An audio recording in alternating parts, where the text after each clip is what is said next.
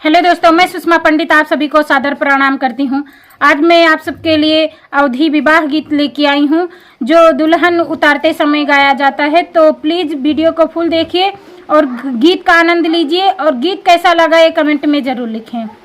धीरे से पौआ धरियो दुल्हनिया, धीरे से पौआ धरियो दुल्हनिया, पौआ धरते तोरा ससुरु निहारे, पौआ धरते तोरा ससुरु निहारे, ससुरु कैल जिया बचायो दुल्हनिया, ससुरु कैल जिया बचायो दुल्हनिया, धीरे से पौआ धरियो दुल्हनिया, धीरे से पौआ धरियो दुल्हनिया, पौआ धरते तोरा जेठा निहारे, पौआ धरते तोरा जेठा निहारे, जेठवा कह रहिया बरायो दुल्हनिया, जेठवा कह रहिया बरायो दुल्हनिया, धीरे से पौआ धरियो दुल्हनिया,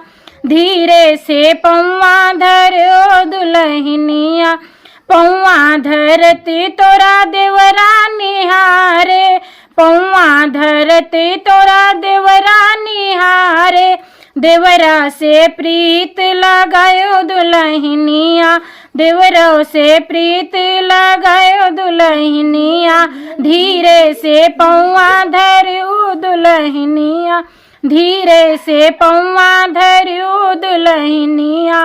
बहुत बहुत धन्यवाद फुल वीडियो देखने के लिए।